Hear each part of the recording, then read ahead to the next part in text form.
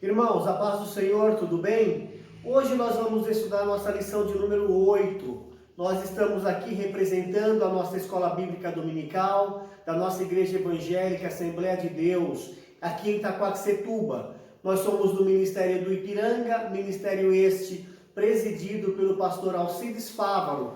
E nós estamos sob a supervisão do nosso pastor setorial, que é o nosso pastor André Felipe. Hoje nós vamos estudar a lição de número 8 do segundo trimestre de 2020. Nós estamos estudando a revista publicada pela CPAD, que é a revista de adultos, que é a CPAD, que é a Casa Publicadora das Assembleias de Deus. As lições que nós estamos estudando são lições escritas e comentadas pelo pastor Douglas Batista. Então, o título da lição que nós estamos estudando, ou que vamos estudar, é Edificados sobre o fundamento dos apóstolos e dos profetas. Antes de apresentar essa lição, eu gostaria de avisar para o irmão, para a irmã, para você que está nos ouvindo, se for possível, tem a sua revista impressa, pode usar, ou ela em PDF. Quero te orientar para você fazer suas anotações e um meio que você possa guardá-las e posteriormente que você possa revê-las, ok? Ao final dessa aula eu quero te pedir para você deixar o seu comentário e caso não seja possível você acompanhar a aula na sua revista, não se preocupe porque eu vou fazer a leitura na minha revista e também farei a leitura das referências bíblicas. Essa aula terá a duração média de 40 a 50 minutos. Se for possível, eu gostaria que você, ao final, deixasse o seu comentário e também que nos acompanhasse até o final da aula. Nós ficaremos muito agradecidos com isso. Bem, nós vamos estudar a lição de número 8. Eu vou ler o título da lição, vou ler o textual, vou ler a leitura bíblica em classe. Se você puder me acompanhar, eu agradeço. Vamos lá. O título da lição é Edificados sobre o fundamento dos apóstolos e dos profetas. O textual diz, edificados sobre o fundamento dos apóstolos e dos profetas, de que Jesus Cristo é a principal pedra da esquina. O nosso textual se encontra no livro de Efésios, no capítulo 2 e no versículo 20. A verdade prática nos diz, Jesus Cristo é a pedra basilar da igreja, que está edificada por meio dos ensinamentos dos apóstolos e do testemunho dos profetas. Vamos para a nossa leitura bíblica em classe. Uma parte da leitura é feita no livro de Efésios, a outra parte é feita no livro de Mateus. Em Efésios, nós vamos ler do capítulo 2, do versículo 20 ao versículo 22, e em Mateus, nós vamos ler no capítulo 7, do versículo 24 ao versículo 27. Vamos à leitura? A palavra diz assim, edificados sobre o fundamento dos profetas, ou melhor, edificados sobre o fundamento dos apóstolos e dos profetas, de que Jesus Cristo é a principal pedra da esquina, no qual todo edifício bem ajustado cresce para o templo santo no Senhor, no qual também vós, juntamente, sois edificados para a morada no Espírito Santo. Agora vamos ler a porção de Mateus, no capítulo 7, versículo 24 ao 27. A Bíblia nos diz que todo aquele, pois, que escuta estas minhas palavras e as pratica, assemelhá-lo-ei ao homem prudente, que edificou a sua casa sobre a rocha. E desceu a chuva, e correram os rios, e assopraram ventos, e combateram aquela casa, e não caiu, porque estava edificada sobre a rocha. E aquele que ouve estas minhas palavras, e não as cumpre, compará-lo-ei ao homem insensato, que edificou a sua casa sobre a areia. E desceu a chuva, e correram rios, e assopraram ventos, e combateram aquela casa, e caiu, e foi grande a sua queda. Essa última porção de Mateus são palavras proferidas pelo nosso Senhor Jesus Cristo.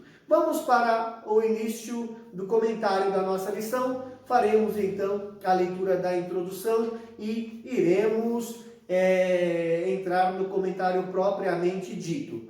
A nossa leitura diz na introdução: por meio da reconciliação efetivada na cruz, Cristo formou a igreja.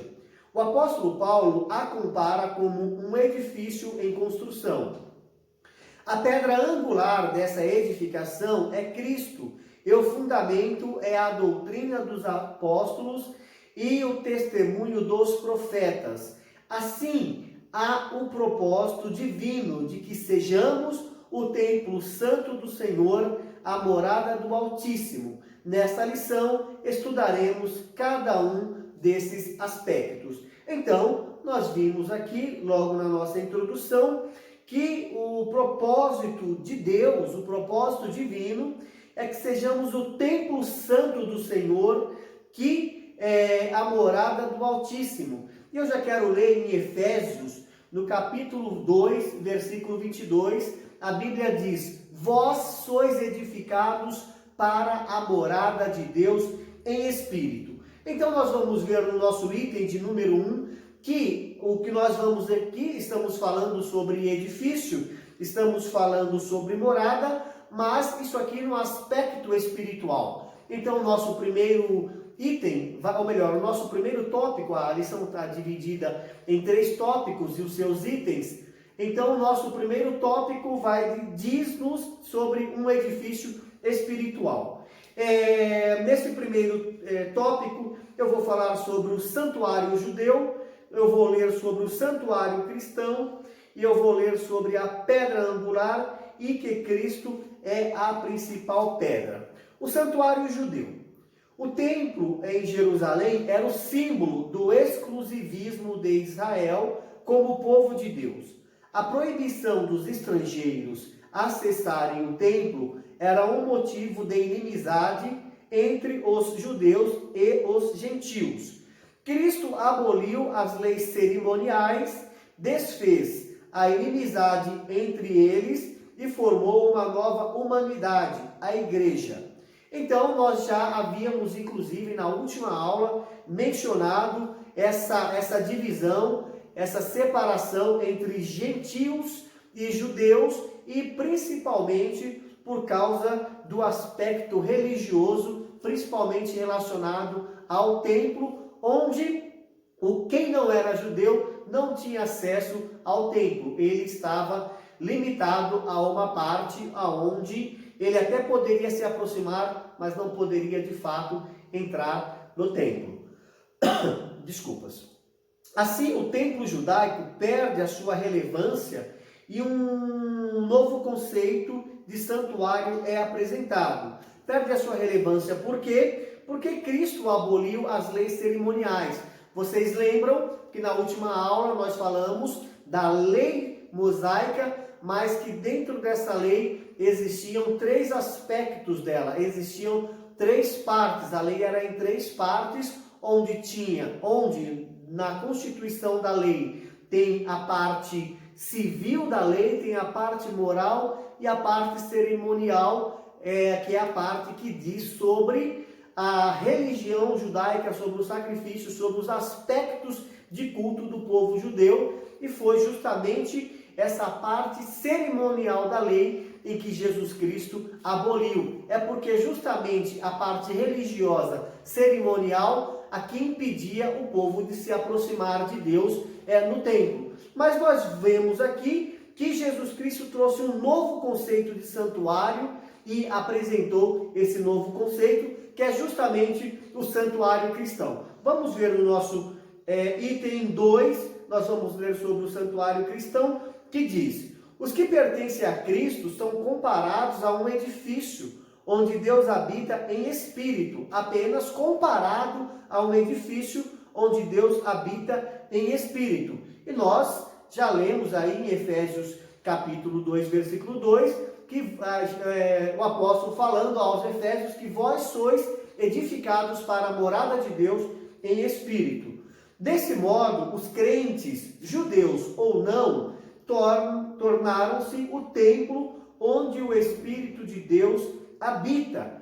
em que eles são pedras vivas em um edifício espiritual. Então, o que nós vimos que pelo fato de nós nos tornarmos um povo só em Jesus Cristo, nós vimos aqui que no santuário cristão, os que pertencem a Cristo são comparados a um edifício onde Deus habita, ou seja, Deus habita no crente. E nós entenderemos isso melhor no decorrer da lição. Deus habita na vida da pessoa, no corpo do crente, por intermédio do Espírito Santo. E nós vimos assim que tanto judeu quanto não judeu, o povo chamado gentil, que agora formou a igreja, tornam-se o templo do Espírito em que Deus habita. 1 aos Coríntios, capítulo 3, versículo 16, a Bíblia diz: não sabeis que vós sois o templo de Deus e que o Espírito de Deus habita em vós? Então, o apóstolo Paulo fazendo uma pergunta: será que nós não sabemos que nós somos o templo de Deus e que o Espírito Santo de Deus, ele habita em nós? E é claro, se é o Espírito de Deus, é um Espírito Santo. E nós somos comparados a pedras, não pedras literalmente como nós conhecemos uma pedra, ou como nós conhecemos, por exemplo, um paralelepípedo, mas nós somos comparados a pedras vivas e um edifício espiritual. A Bíblia diz em 1 Pedro, capítulo 2, versículo 5, que vós também, como pedras vivas, sois edificados casa espiritual e sacerdócio santo. Então a Bíblia nos compara a pedras vivas em um edifício espiritual. Vamos falar sobre a pedra angular. A pedra angular, nós vamos ver aqui um aspecto da arquitetura antiga, como eram feitas as construções, vamos dizer aqui, no templo, por exemplo, na era, por exemplo, em que o templo foi construído. Vamos entender aqui é uma informação sobre a pedra angular, o que isso significa na arquitetura. Na arquitetura antiga, a construção de um edifício requeria uma pedra angular. Ela é traduzida como a pedra mais importante, ou a pedra principal. Ela era posta no canto do prédio para sustentar o alicerce, firmar e unir toda a estrutura e manter as paredes em linha certa. Para que se tenha uma ideia dessa dimensão, em uma das escavações no local do templo em Jerusalém, foi encontrado um monólito com cerca de 12 metros de comprimento. Ou seja, então a gente entende o que hoje eu não entendo de construção civil e muito menos de pedras, mas o que a gente pode comparar, eu aqui na minha forma simples de entender sobre construção, que na construção ou na arquitetura antiga existe uma pedra principal onde duas paredes elas eram apoiadas. Então essa pedra principal ela apoiava as paredes ao mesmo tempo que essas paredes deveriam ser construídas dentro do esquadro, onde elas ficavam alinhadas, ficavam firmadas sobre essa pedra e ao mesmo tempo estaria num devido esquadro. E trazendo para os nossos dias, não trabalhamos mais, por exemplo, com um tipo de monólito, né, que é uma pedra de proporções extremas, de proporções grandes. Vamos dizer, hoje na construção se colocam sapatas e sobre o alicerce, eu não sei dizer se o nome certo é vigas, mas se fazem um enchimento, formam-se um quadro, né? Um formato retangular, quando você está fazendo uma casa no formato retangular, como se fosse vigas no chão, eu não sei o nome correto, e sobre essas vigas são levantadas paredes, mas de certa forma essas vigas elas estão apoiadas em sapatas. Esse é o nome que eu conheço. Na cultura, ou melhor, na arquitetura antiga, não era nesse formato. Existia uma pedra, né? E sobre essa pedra eram apoiadas as paredes, que a partir dessas paredes se formavam, as outras paredes estavam fixas, estavam firmadas nelas.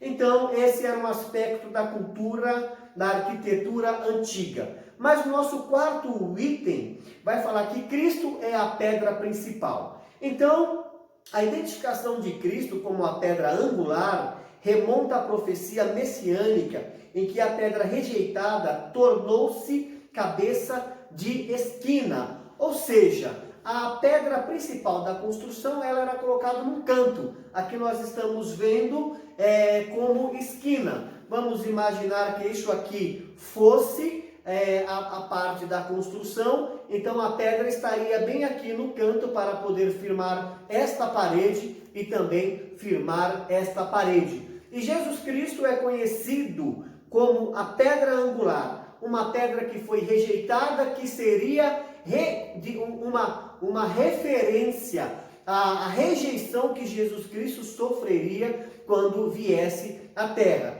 Então, em Salmo 118, versículo 22, a Bíblia diz: a pedra que os edificadores rejeitaram tornou-se a pedra da esquina. A pedra que os edificadores rejeitaram tornou-se a pedra da esquina. Embora Jesus Cristo foi rejeitado quando veio para a construção da igreja, para a edificação da igreja, Jesus Cristo se tornou a principal pedra. Então, às vezes, alguns de nós estranhamos quando nós lemos na Bíblia, quando se diz que edificados sobre o fundamento dos apóstolos e dos profetas. Alguns podem questionar como assim edificados sobre os fundamentos dos apóstolos e dos profetas? Nós não estamos edificados em Cristo? Sim, vamos imaginar que Jesus Cristo, ele é o alicerce, Jesus Cristo é a pedra principal, né? Jesus Cristo é no exemplo da arquitetura antiga, Jesus Cristo é a pedra principal e sobre essa pedra os apóstolos e os profetas, não profetas do Antigo Testamento, mas apóstolos e profetas do Novo Testamento fizeram essa construção. Estão fazendo ainda nos nossos dias, estamos fazendo ainda nos nossos dias esta construção da igreja, onde nós estamos edificados sobre Jesus Cristo, que é a rocha. Na continuidade, o nosso texto diz: a pedra angular deste novo santuário é o próprio Cristo. Ou seja, esse novo santuário em que o nosso comentarista está se referindo, esse novo santuário somos nós. Aqui é uma metáfora de uma construção, porque nós não somos uma construção literalmente falando. É uma metáfora do edifício, porque nós não somos um edifício literalmente falando. Isso é no sentido espiritual. No Sermão do Monte, aprendemos que um homem prudente edifica a sua casa sobre a rocha, que é Cristo Jesus. Então vejamos aqui, mais uma vez, nós vamos ver aqui agora Jesus Cristo falando sobre a questão da prudência, a edificação de uma casa, ok? Que é edificar uma casa sobre a rocha, é edificar a casa sobre uma pedra que realmente possa dar sustentação para essa casa. É claro que nós vamos trazer isso aqui para o sentido espiritual, onde no livro de Mateus, no capítulo 7, Jesus Cristo diz que todo aquele, pois, que escuta as minhas palavras, Jesus Cristo dizendo que todo aquele que escuta as minhas palavras, e o detalhe importante, e as pratica, ele assemelha essa pessoa a uma pessoa prudente que edificou a sua casa sobre a rocha. Então vejamos bem, para que nós sejamos edificados verdadeiramente sobre Jesus Cristo, nós precisamos escutar as palavras de Jesus, os ensinos de Jesus, a orientação da Bíblia Sagrada e praticar. E do ponto de vista, na visão de Jesus Cristo, a pessoa que assim faz, essa pessoa é uma pessoa prudente. Eu quero ser prudente. Eu acredito que você quer ser prudente. Eu acredito que você quer construir, manter a sua vida espiritual edificada sobre Jesus Cristo, que aqui no exemplo, ele é a rocha. Porque eu, você, todos nós que servimos, que um dia recebemos a Jesus, nós temos que ter a nossa vida firmada em Jesus, não firmada em outro tipo de rocha. Porque até mesmo a pessoa que não pratica a palavra, Jesus Cristo, ainda nesse capítulo 7 de Mateus, ele compara a um homem imprudente, a um homem tolo, que quem não pratica, quem ouve a palavra de Jesus e não as pratica, não vive conforme a orientação da palavra de Deus, Jesus Cristo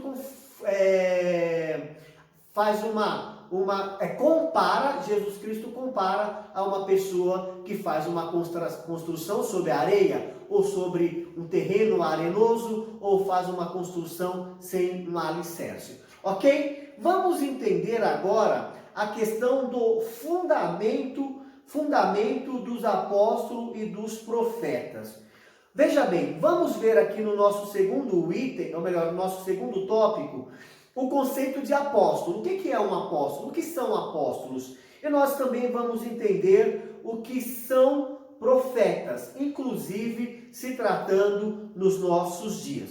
Conceito de apóstolo. O termo grego apóstolos é usado para enviado ou mensageiro. Ou seja, o significado de apóstolo é uma pessoa, o significado é enviado ou mensageiro. Então, esse aqui é o significado do termo grego. Nesse aspecto, os apóstolos são aqueles que foram comissionados por Cristo para a igreja primitiva e a mensagem de Cristo, que é o fundamento. Então aqui está o conceito de apóstolo, e nós sabemos que os primeiros apóstolos, que foram aqueles 12 que Jesus Cristo chamou, e depois com a saída de Judas, foi escolhido outro apóstolo, foi escolhido Matias, para poder substituir, e depois nós vemos o próprio Paulo, ou melhor, Saulo, se encontrando com Jesus e sendo enviado por Jesus, tornando ele assim mais um daquele que foi comissionado para poder levar o evangelho adiante e continuar a construção sobre Jesus Cristo, que é o fundamento. O que é a doutrina dos apóstolos? O que constitui o fundamento da igreja não são os apóstolos em si. Nós estamos vendo, nós lemos aqui no nosso texto áureo que sois edificados sobre o fundamento dos apóstolos. Nós entendemos aqui, na orientação do nosso comentarista, que o fundamento da igreja não são os apóstolos em si, mas a doutrina que eles ensinavam, ou seja, as escrituras. Então, eles se davam ao trabalho debaixo das suas responsabilidades, debaixo da sua incumbência, na sua missão de poder ensinar as Escrituras. No livro de 2 Timóteo, capítulo 3, versículo 16, o que nós vamos ver sobre o ensino das Escrituras? Sobre o fato dos apóstolos estarem ensinando as Escrituras. Eles não estavam ensinando algo deles, eles estavam ensinando aquilo que eles aprenderam até mesmo com o próprio Senhor Jesus, enquanto passaram 3 anos e meio ali no ministério com Jesus, no ministério que ele exerceu aqui na face da terra.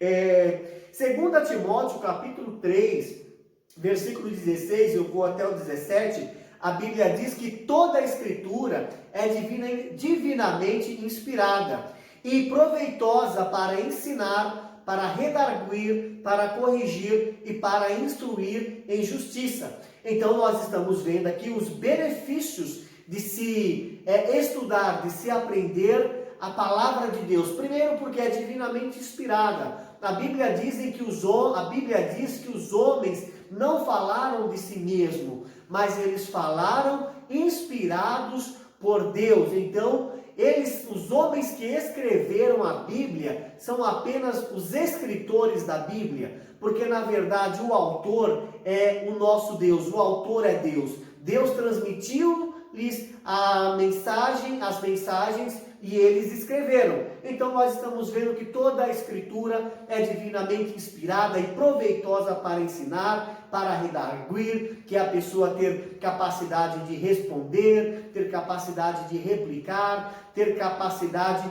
de contra-argumentar quando lhe é perguntado ou lhe dirigido alguma pergunta. E também para corrigir e para instruir em justiça. E mais ainda, para que tudo isso? Para que ensinar? Para que saber replicar, saber responder? Para que serve para poder corrigir? Porque o versículo 17 diz, para que o homem de Deus, e quando a gente vai falar aqui de homem de Deus, nós estamos falando do homem no aspecto geral. É para que a pessoa que serve a Deus, a gente vê aqui, para que o homem de Deus seja perfeito e perfeitamente instruído para toda boa obra. Somente através do aprendizado, somente através da prática, dos ensinos da palavra de Deus, é que nós podemos alcançar a maturidade, porque para que o homem de Deus seja perfeito, essa perfeição é o alcance da maturidade espiritual. E quando nós alcançamos um determinado nível de maturidade espiritual, a Bíblia diz, e perfeitamente instruído para toda boa obra. Então, a pessoa que tem maturidade espiritual, ela já está instruída para poder exercer a boa obra, que é trabalhar a favor do reino de Deus.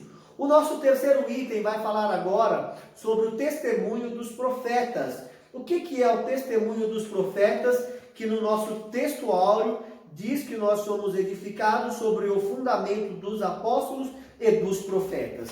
Qual que é o fundamento dos profetas? Nós vamos falar justamente aqui no terceiro item sobre o fundamento dos profetas, ou testemunho dos profetas. A palavra grega profetes significa proclamar, ou melhor, significa proclamador e intérprete das revelações divinas. E é justamente isso que um profeta fazia no Antigo Testamento e justamente isso que o profeta nos nossos dias também faz. Na verdade, ele é um proclamador e intérprete da revelação divina. Porque Deus passa a mensagem para o profeta e o profeta ele transmite essa mensagem de acordo com a forma pessoal dele de comunicar. Deus pode transmitir a mesma mensagem aqui, a título de exemplo, para 3 profetas e cada um comunicar de uma forma diferente, porque ele vai comunicar na linguagem dele, ele vai comunicar no formato dele, mas a mensagem de Deus é a mesma. Então, o profeta ele é o proclamador e intérprete da revelação divina. A ordem da frase em Efésios 2:2, apóstolo e profetas, indica tratar-se dos profetas da igreja e não os do Antigo Testamento. Vejamos aqui, nós lemos em Efésios 2:2, 2:20, que nós somos edificados sobre o fundamento dos apóstolos e dos profetas. Dos apóstolos e dos profetas. O comentarista está nos alertando que essa ordem na frase, em Efésios 2:20, que é a ordem não profetas e apóstolos, mas a ordem é apóstolos e profetas, isso indica tratar-se dos profetas da igreja. Eram profetas que faziam parte da igreja primitiva, os profetas do Novo Testamento, e não os profetas do Antigo Testamento, ok? Então nós estamos firmados, nós estamos edificados nos ensinos dos apóstolos no Antigo Testamento e também firmados nos ensinos, nos testemunhos dos profetas, ou melhor, dos apóstolos no Novo Testamento e dos profetas do Novo Testamento. Assim, os profetas neotestamentários, ou os profetas do Novo Testamento, que falaram inspirados pelo Espírito Santo, perfazem o alicerce da Igreja de Cristo. Em 2 Pedro, capítulo 2, versículo 1, e 21, ou melhor, 2 Pedro, capítulo 1 e versículo 21, a Bíblia diz: porque a profecia nunca foi produzida por vontade de homem algum. Eu volto nas palavras que eu falei há alguns instantes, porque a continuidade do versículo diz: mas os homens santos de Deus falaram inspirados pelo Espírito Santo. Se você nunca viu isso, nunca ouviu isso a partir da palavra de Deus, anota aí e consulta na sua Bíblia, no livro, na segunda carta de Pedro, 2 Pedro, capítulo 1 e versículo 21, diz que a profecia nunca foi produzida por vontade de homem algum, mas homens santos de Deus falaram inspirados pelo Espírito Santo. Amém, irmãos? Vamos então agora para a nossa última parte, que é o nosso terceiro item, que fala sobre edificados para a morada de Deus. Josué, para que toda essa construção? Para que toda essa história de uma edificação, esse ensinamento de um edifício espiritual, de pedras vivas, porém espirituais? Vamos entender nesse nosso último tópico. Primeiro, aqui fala sobre edifício bem ajustado. Vejamos aqui. A expressão todo edifício bem ajustado cresce. Todo edifício bem ajustado cresce. Indica um processo contínuo de desenvolvimento dos crentes. No livro de Efésios, no capítulo 2, versículo 21, diz: no qual todo edifício bem ajustado cresce para templo santo no Senhor. O que nós continuamos aqui? Assim, todas as partes do edifício precisam estar harmônicas. Quem são essas partes do edifício? Quem são essas partes desse grande edifício espiritual que é a igreja? Quem são as partes que têm que estar em harmonia desse edifício que está edificado sobre a rocha que é Jesus Cristo? Quem são as partes que têm que estar em harmonia? As partes são todas aquelas pessoas que receberam a Jesus, todas as pessoas que receberam a Jesus. E esse edifício que nós estamos falando é a igreja no sentido invisível, é a igreja no sentido espiritual, universal e invisível. Não estamos falando das quatro paredes, onde regularmente nós vamos cultuar ao Senhor. Isso não é para Deus de suma importância, mas o edifício, em primeiro aspecto, é a minha vida, eu como um templo onde Deus habita, e em segundo plano, nós entendemos o edifício, a igreja como um todo, quer seja de nacionalidade brasileira, quer ser de nacionalidade americana, quer seja de qualquer continente. Aí a igreja, que também é um edifício, mas a igreja no sentido espiritual e universal. Então, em Colossenses, o que nós acabamos de ler? Que assim como todas as partes do edifício precisam estar harmônicas. Colossenses capítulo 2, versículo 21, é isso mesmo aqui a referência?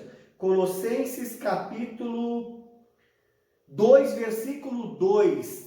Colossenses capítulo 2, versículo 2. A Bíblia diz: estejam unidos em amor e enriquecidos da plenitude da inteligência para conhecimento do mistério de Deus Pai e de Cristo. Quem são as partes que têm que estar unidas em amor? Quem são as partes que têm que estar enriquecidas da plenitude da inteligência para conhecer os segredos de Deus Pai? Quem são? Na verdade, como já disse, são todos os membros do corpo de Cristo. São todas as pessoas que receberam a Jesus Cristo. O crescimento da igreja também depende de tudo ser bem ajustado a Cristo. Quem deve estar bem ajustado a Cristo? Aquela pessoa sábia, aquele homem prudente, aquela mulher prudente que ouve a palavra de Deus e pratica. Aí eu volto para a 2 Coríntios, capítulo 13, versículo 11, a Bíblia diz o seguinte para nós, que contribuímos para o crescimento da igreja e que tudo seja bem ajustado em Cristo. 2 Coríntios, capítulo 13, versículo 11, a Bíblia diz: irmãos, regozijai-vos, sede perfeitos, ou seja, tenham maturidades, sede consolados, dê o mesmo parecer, vivei em paz, e o Deus de amor e de paz será convosco. Então vejam, quando nós estamos ajustados, primeiro nós regozijamos, nós agimos com maturidade, nós somos consolados e fortalecidos uns pelos outros, e nós temos o mesmo parecer. Nós procuramos viver em unidade de fé, unidade de espírito e, na maioria das vezes, em unidade de pensamentos relacionados ao ensino da palavra de Deus. E a palavra de Deus nos orienta que nós devemos viver em paz, e o Deus de amor e de paz será conosco. Condições para que realmente Deus esteja em nossas vidas. Nessa caminhada, o salvo comporta-se como filho obediente e passa a evidenciar o fruto do Espírito. Então nós estamos vendo aqui uma questão de comportamento. A partir do momento que nós nos comportamos como filhos obedientes a Deus, a palavra de Deus, então começamos a dar lugar para que em nossas vidas sejam evidenciado o fruto do Espírito. O Espírito Santo frutifica no nosso interior, mas se o nosso comportamento não corresponde com o comportamento de um filho obediente, como é que o fruto que o Espírito Santo gera em nós, porque ele está em nós, vai ser evidenciado? O crente que ele não anda em obediência, pela palavra de Deus, nós vamos ver que ele não anda em amor, ele não anda em paz, ele não sente alegria, que são partes desse fruto que o Espírito Santo produz na nossa vida. Então, vamos viver, vamos nos comportar como os filhos obedientes e passar a evidenciar o fruto do Espírito. Vamos falar sobre o templo santo no Senhor, no nosso segundo item. A palavra que é usada para templo é o vocábulo naon, que designa o recinto interior. A analogia paulina não se refere a uma estrutura material, como nós fizemos e falamos na nossa abertura, mas sim ao crente que se tornou templo santo, o crente que se tornou templo santo. Como nós lemos em 1 Coríntios, capítulo 6, a Bíblia diz que nós somos templos de Deus, que o Espírito de Deus habita em nós. Nós também, separados do pecado, quem pertence a Cristo passa a viver em santidade. Separados do pecado, quem pertence a Cristo passa a viver em santidade. Vamos ler 1 Pedro, capítulo 1, versículo 15, e eu vou me estender até o versículo 16. O apóstolo diz o seguinte, o apóstolo Pedro, na sua primeira carta, e no capítulo 1, ele diz: como é santo aquele que vos chamou, sede vós também santos em toda a vossa maneira de viver. No versículo 16, Pedro diz, parafraseando o próprio Deus, Pedro diz: sede santo, porque eu sou santo. Ele aqui inserindo no seu comentário, na sua carta, algo já registrado anteriormente ao povo de Deus, pelo próprio Deus, orientando o seu povo a ser santo, porque o nosso Deus é um Deus santo. Como resultado, vejamos aqui, como resultado, ao desfrutar da comunhão divina, o crente recebe o livre acesso à presença do Pai, tornando-se assim morada de Deus no Espírito. Então, Deus, ele habita na nossa vida. Deus mora na vida do crente. Deus mora na vida da pessoa que recebe a Jesus e que vive de forma prudente, ouvindo e praticando a sua palavra. E mais uma vez, para terminar esse item, aí em Efésios capítulo 2, versículo 22, vem de novo: vós sois edificados para a morada de Deus em Espírito. Amém? Vamos para o nosso último item, que diz morada do Altíssimo. Quem é essa morada do Altíssimo? Vamos entender aqui, ou relembrar, ou lembrar na nossa leitura, nessa parte de finalização dessa aula de hoje. No Antigo Testamento, a expressão morada de Deus fazia alusão ao tabernáculo e depois ao templo israelita. Isso no Antigo Testamento. Indicava ainda lugar de habitação permanente e de comunhão íntima. Como já vimos, o crente tornou-se templo santo no Senhor. Isso indica que Deus habita em nós por meio de seu Espírito, e que tal afirmação ratifica o ensino apostólico de que Deus não habita em templos feitos por mãos de homens. Ele reside individualmente dentro de cada cristão, bem como no corpo inteiro do crente, a igreja formada por judeus e gentios, que são as pessoas não judias. Então, o que nós acabamos de ver? Primeiro, Deus ele não mora lá na igreja que eu congrego. Deus não mora nas quatro paredes da igreja que você congrega. Deus, lá é um local de culto, que nós chamamos de igreja, é um templo material, construído fisicamente em materiais, com materiais apropriados para construção de edifícios, de templos, de casas e assim sucessivamente. Mas o que nós vimos na palavra de Deus em Atos capítulo 17, versículo 24? Que Deus não habita em templos feitos por mãos de homens.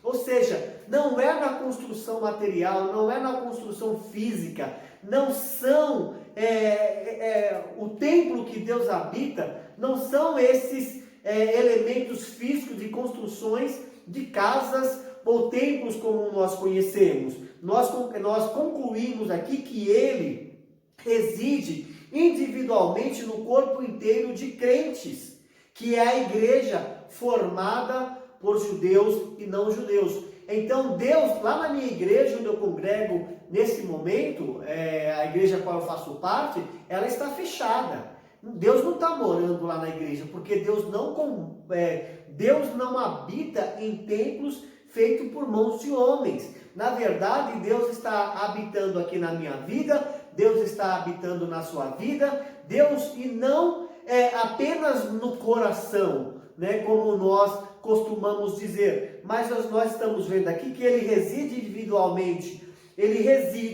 individualmente dentro de cada crente, bem como no corpo inteiro dos crentes.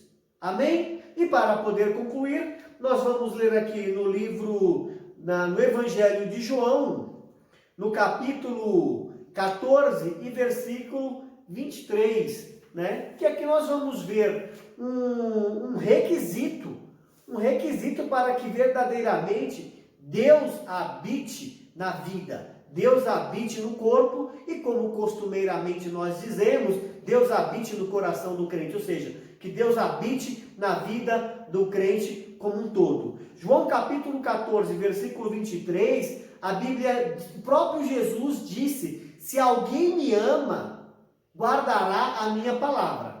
Se alguém me ama, guardará a minha palavra. Uma prova de que eu amo a Deus, que eu amo ao Senhor Jesus Cristo, é guardar. E esse guardar é justamente praticar a palavra de Deus. A exemplo do salmista Davi, para que guardar a palavra? O Davi foi mais além, o salmista Davi. Ele diz, você conhece? Escondi a tua palavra no meu coração para não pecar contra ti. E Jesus Cristo disse: se alguém me ama, guardará a minha palavra. E o que acontece? E meu Pai o amará.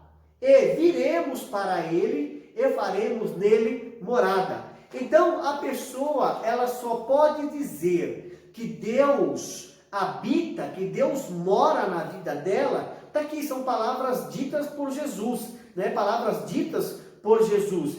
Que Deus habita na vida dela, que o Espírito Santo habita na vida dela, primeiro, se amar a Jesus Cristo, segundo, se guardar as palavras, que é obedecer, e como resultado, Deus ama essa pessoa.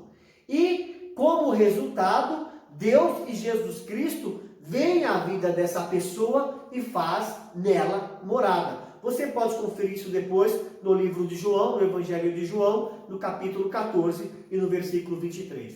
Vamos encerrar? Eu vou fazer a leitura então da nossa conclusão.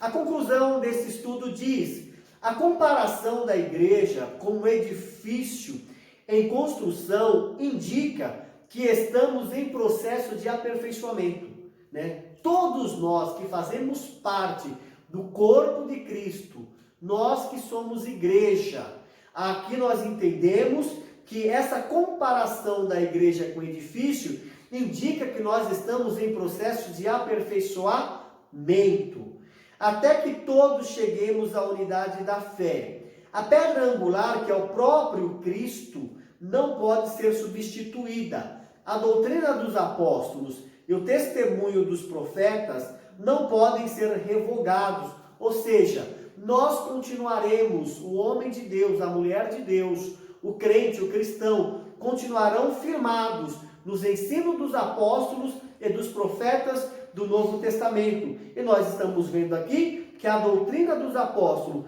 e dos profetas não podem ser revogados, não podem ser anuladas, não podem ser aniquiladas. Então, que nós queiramos, que nós nos piremos para poder ser verdadeiramente esse edifício espiritual, a morada do Deus vivo, pedras espirituais, queiramos estar em harmonia com as outras pedras, com as outras partes desse edifício, para que realmente nós tenhamos o Senhor Jesus e o nosso crescimento seja constante nele, por intermédio das nossas vidas. Tá bom? Nós vamos terminar.